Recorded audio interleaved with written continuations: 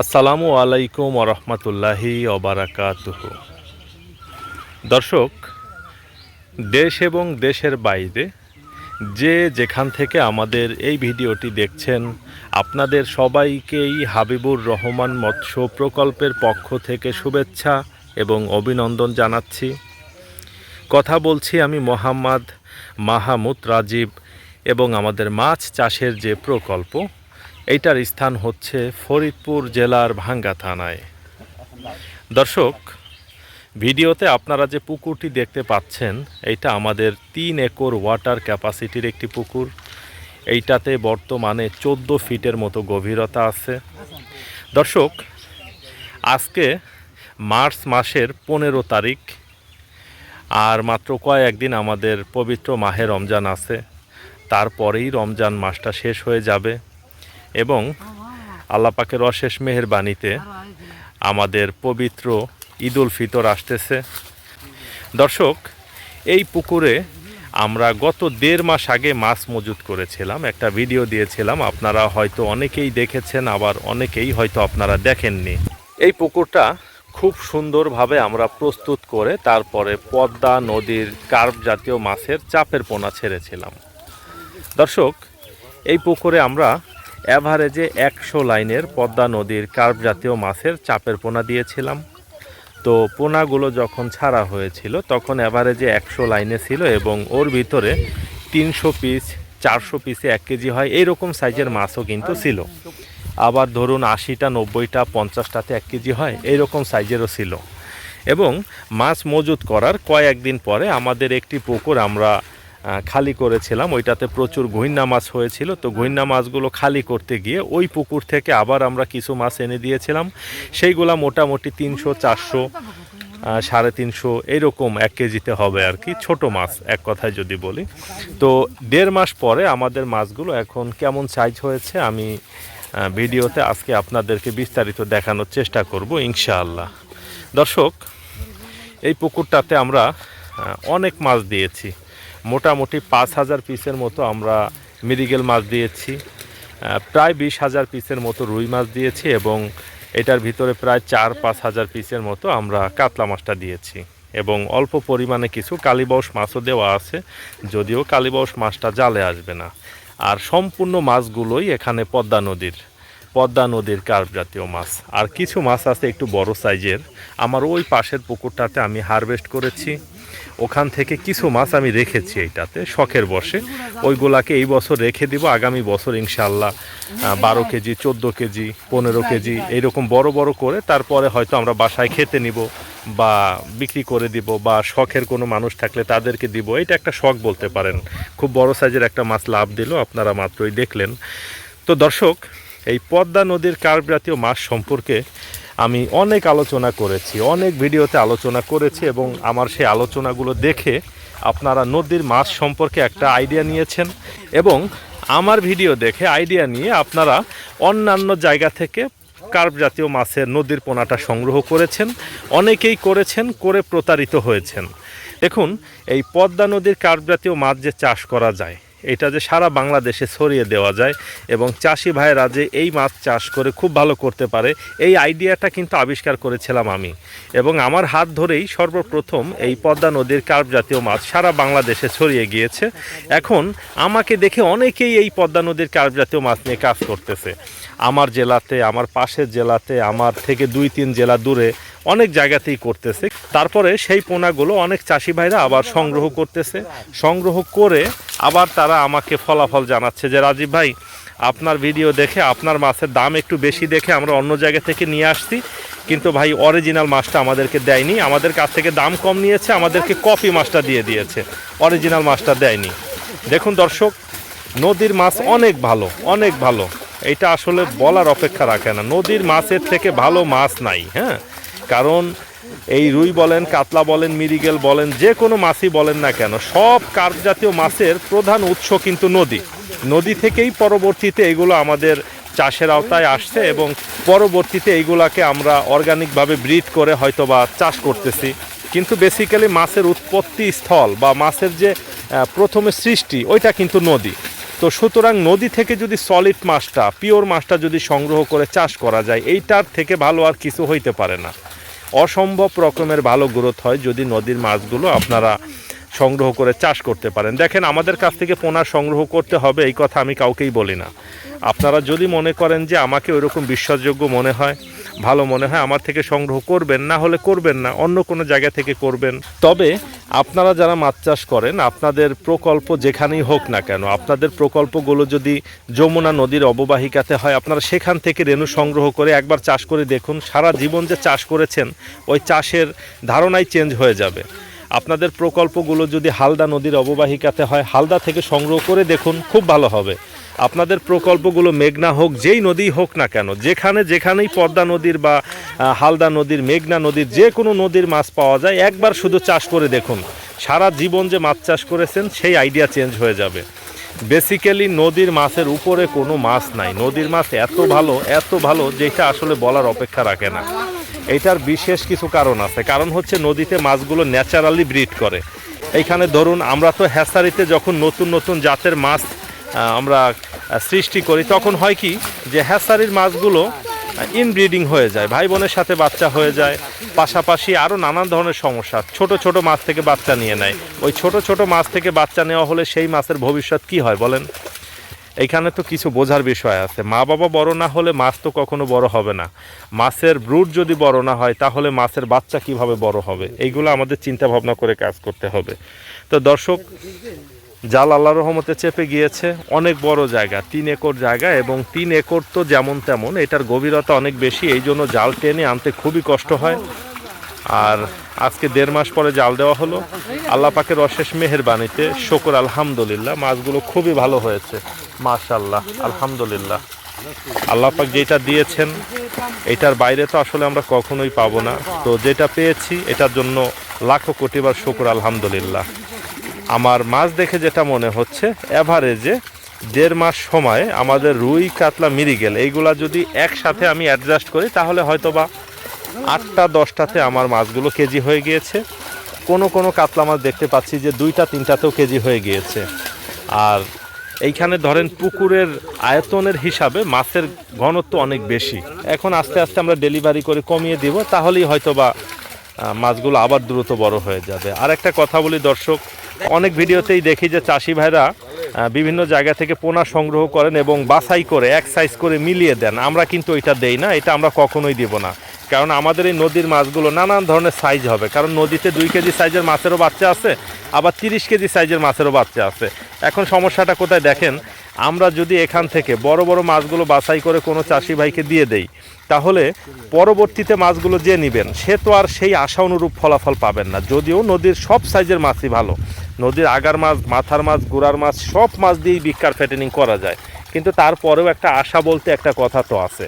এখন দর্শক, ধরেন আপনি একটু বেশি দাম দিলেন, আমি বেছে আপনাকে শুধু সেই বড় মাছগুলো দিয়ে দিলাম, এটা তো অন্যায়। এই জন্য আমাদের কাছ থেকে যারাই মাছ সংগ্রহ করবেন, আমরা ছোট বড় মিলিয়ে দিব। এটা আপনাকে নার্সিং করে তারপরে চাষ করতে হবে।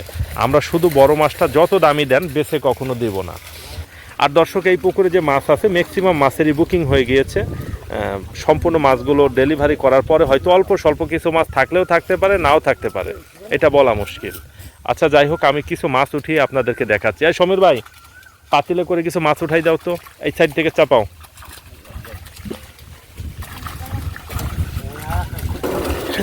মান্নার টেরেটা আনতো এখানে।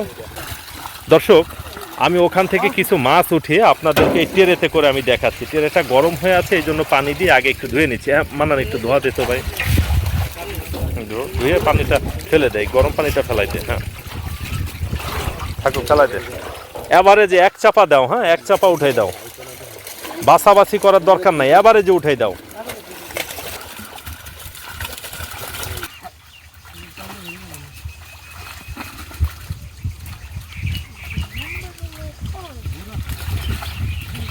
দাও, এবারে যে দাও, 1 চাপা দাও, 1 চাপা দাও রে ভাই, দাও, সব দাও, সমস্যা কি? 1 চাপা উঠাই দাও। হ্যাঁ, দিয়ে দাও, বাস। বেশি হলে সমস্যা আছে, আবার ফেলাইতে পারবো না পুকুরে। নিয়ে আসো, হ্যাঁ নিয়ে তুই নিয়ে আয়, পুকুর পাড়ি আছে, সমস্যা কি? এই ধর তো, এই ধর, আগায় নে, ওই মাছটা যেন না লাগে। এবং একটা মাছ তৈরি করতে অনেক কষ্ট হয়েছে, হ্যাঁ ডাইলে দে, এটা ডাইলে দে। এই হাসান ছড়াই ছিটে পড়বে না, একটু ধরিস। মান্নান ওরে কাতলা মাছগুলো তো সেই হয়েছে ওরা, মাশাআল্লাহ। এই কাতলা মাছ তো হাফ কেজি হয়ে গেছে কিছু। দর্শক আল্লাহ পাকের অশেষ মেহেরবানিতে শুকর আলহামদুলিল্লাহ। আমার নিজেরই তো বিশ্বাস হইতেছে না যে এত অল্প সময় এত সুন্দর মাছ হয়েছে। দেখুন দর্শক, এইটা আমাদের পদ্মা নদীর কাতলা মাছ।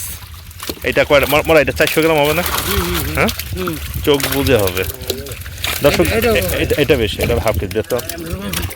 তুই ধরতে পারিস না, আমি মাছ দলে মাছ নড়ে না, তুই দলে নড়ে কেন? দেখুন দর্শক, এইটা আমাদের পদ্মা নদীর কাতলা মাছ। এই 100 লাইন থেকে মাত্র 1.5 মাস সময় দেখুন হাফ কেজি হয়েছে। দর্শক এইগুলাই অরিজিনাল মাছ এবং এইটাই আসলে চাষের মাছ। এর থেকে ভালো মাছ আর বাংলাদেশের ইতিহাসে আছে বলে আমি মনে করি না। শুকর আলহামদুলিল্লাহ। রুই কই? ওরে বাবা, এটা কি হয়েছে? দেখুন দর্শক, এই 100-150 লাইন থেকে এগুলো হয়তো একটু বড় ছিল, তাই না? 4 কেজি যাবে। এইগুলো হয়তো একটু বড় ছিল, যখন ছাড়ছিলাম না তখন হয়তো। দর্শক এই রুই মাছগুলো হয়তো ছাড়ার সময় 25-30 কেজি ছিল। আমি যখন মাছ ছাড়ি আপনারা দেখেছেন কিছু মাছ কিন্তু একটু বড় সাইজের ছিল। দেখুন কত সুন্দর। আমি জানি ভিডিও দেখার পর অনেকেই ফোন কল করে বলবেন যে রাজীব ভাই ওই বড় মাছগুলো বাছাই করে দিবেন কিনা। দুঃখিত ভাই, এইভাবে আমরা মাছ বিক্রি করি না। কিছু রুই মাছ আছে মাঝারি সাইজ। এইটা দেখুন মাঝারি সাইজ, রোদের কারণে বোঝা যাচ্ছে না। কি চালু রাখ মান্নান রাখ। দেখুন দর্শক, এইগুলা 8-10 কেজি হবে। কত সুন্দর মাছ আলহামদুলিল্লাহ। মিরিগেল উঠে নাই। এইটা দেখুন দর্শক মিরিগেল মাছগুলো খুবই ছোট ছাড়া হয়েছিল। 1.5 মাস আগে আমরা যখন মিরিগেলগুলো ছেড়েছিলাম তখন ছোটাই মিরিগেল কত সাইজে যেন দিয়েছিলাম 125টায়। দর্শক 1.5 মাস আগে 125টা লাইনের মিরিগেল দিয়েছিলাম। দেখুন কত বড় হয়েছে। এটা কয়টা হবে মনে? ওইটা 4-5টা হয়ে যাবে। এইগুলা তো 4টাতে কেজি হবে, 3টায়-4টায় কেজি হবে। দেখুন কিছু মিরিগেল একটু বড় সাইজে ছিল, সেইগুলা দেখেন 3টা-4টায় কেজি হয়ে গিয়েছে। মাশাআল্লাহ আলহামদুলিল্লাহ, শুকর আলহামদুলিল্লাহ। দেখুন দর্শক নদীর মাছ কত সুন্দর, দেখার মতো, কলিজা ভরে যায়। 2-1টা কালীবাউস কি উঠছে। এইগুলা ছোট ছিল, এইগুলা মনে কর ছাড়ার সময় 200 লাইনে ছিল। দেখুন দর্শক এইটাও তাও 6টা-7টা কেজি হবে। এই কালীবাউস দে দে দে পাইছের একটা। দর্শক এই পুকুরে আমরা অনেক কালীবাউস মাছ ছেড়েছি, কিন্তু কালীবাউস মাছ জালে আসে না। এগুলা প্রচুর ফাজিল। 1 কেজি 1.5 কেজি হলে তখন জালে আসে, ছোট অবস্থাতে জালে আসতে চায় না। দেখুন আমাদের পদ্মা নদীর অরিজিনাল কালীবাউস, এগুলো সংখ্যাতে খুবই কম আর এগুলা জালে আসে না। এইটাই মেইন সমস্যা। জালে আসলে আমরা দিতে পারি, কিন্তু জালে না আসলে তো দেওয়া সম্ভব না। ওই রুইটা দে তো, একদম গোল হয়ে গেছে। দেখুন দর্শক, এটা মাঝারি সাইজের রুই মাছ, কত সুন্দর মাশাআল্লাহ আলহামদুলিল্লাহ। মরা সব থেকে বড় রুই কোনগুলা দে তো, দে দে আমার হাতে দে। সেই মাছ না এরকম, তার খুব বেশি না, অল্প। আহা ওইটা দে তো আমার হাতে, ওই বড়টা। এরকম অনেক আছে না? দে আমার হাতে দে, বড়টা দে। এটা অনেক সুন্দর। এটার ওজন কি? পয়রা যায়, ধরে রাখা যায়। ধরতে পারে না, চালু কি ধরুন কেমনে, কি অবস্থা। দেখুন দর্শক ধরা যায় না, অনেক চালু। এটা দেখুন আমাদের পদ্মা নদীর 3টা-4টা কেজি হয়ে গেছে এই শর্ট টাইমেই। মাশাআল্লাহ আলহামদুলিল্লাহ। দেখুন দর্শক কিছু রুই মাছ একটু ছোটও আছে। এই ছোট রুই মাছগুলো মাত্র অল্প কয়েকদিন আগেই ছাড়া হয়েছে। এইগুলা ছোট রুই মাছ, এগুলা হয়তো 20টা-25টাতে কেজি হবে। এইগুলা ছাড়া হয়েছে মোটামুটি অল্প কয়েকদিন আগে। একটা পুকুর আমরা খালি করেছিলাম, সেই পুকুর থেকে এই ছোট রুই মাছগুলোকে এনে আবার এই পুকুরে দিয়েছিলাম। দেখুন এইগুলা কত সুন্দর হয়েছে আলহামদুলিল্লাহ। আর এখন থেকে এরকমভাবে নার্সিং করতে থাকবো। আমাদের চাপের পুকুরেও কিছু মাছ আছে, ওইগুলাকে এই পুকুরে আনবো, নার্সিং করব, এরকম বড় বড় করব আর বিক্রি করতে থাকবো ইনশাআল্লাহ। দর্শক আপনাদের কারোর যদি এরকম বড় সাইজের পদ্মা নদীর কার্প জাতীয় মাছের পোনার দরকার হয়, এভারেজে 4টা থেকে 5টা লাইনের, আপনারা আমাদের ভিডিওর স্ক্রিনে যে ফোন নাম্বার দেখতে পাচ্ছেন এই নাম্বারে ফোন কল করে আমাদের সাথে কথা বলে আমাদের কাছ থেকে আপনারা সংগ্রহ করতে পারবেন ইনশাআল্লাহ। মাছগুলা কিন্তু দেখতে অনেক সুন্দর। রোদ পড়ে আছে, এই জন্য রোদের কারণে ঠিকঠাক বোঝাইতে পারতেছি না। মরা একটা পাতিল আনতো। দর্শক আমি একটু আপনাদেরকে সংক্ষেপে দেখাই, আমরা যখন মাছগুলো ডেলিভারি দিব কিভাবে একটু দেখাই। যেমন দেখেন এইগুলা যেমন 400 গ্রাম 500 গ্রাম সাইজের, এইটা দিব। এটা যেমন 4টায়-5টায় কেজি হবে, এটা যেমন 6টা-7টায় কেজি হবে। এই রুইটা দেখুন, এটা যেমন 4টায় কেজি হবে। এই রুই মাছটা দেখেন 6টা-7টায় কেজি হবে।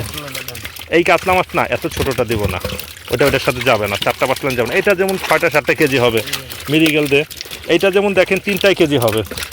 দেখ এই মিরিগেলটা দেখুন 4টায় বা 3টায় কেজি হয়ে যাবে। এইটা যেমন 6টা 7টায় কেজি হবে না? হ্যাঁ, এটা যেমন দেখেন মোটামুটিভাবে 6টা 7টা কেজি হবে। এইভাবে ঠিক অ্যাভারেজে মিলিয়ে দেখুন 4টা 5টায় কেজি হবে। আমরা এইভাবে দিব। কিন্তু কেউ যদি চিন্তা করেন যে শুধু মাথা থেকে বড় বড়টা বেছে আপনাদেরকে এক সাইজ করে দিব, ওইভাবে কিন্তু আমরা বিক্রি করি না। আপনারা চিন্তা ভাবনা করে বুঝে শুনে তারপরে আমাদেরকে বুকিং করবেন ইনশাআল্লাহ। দেখুন কত সময় যাবত ট্রেতে রেখে আমি ভিডিও করতেছি, মাছ কিন্তু মারা যাচ্ছে না। এটাই নদীর মাছ। এই জন্যই আমি বারবার ভিডিওতে বলি যে নদীর মাছের স্টেবিলিটি ভালো।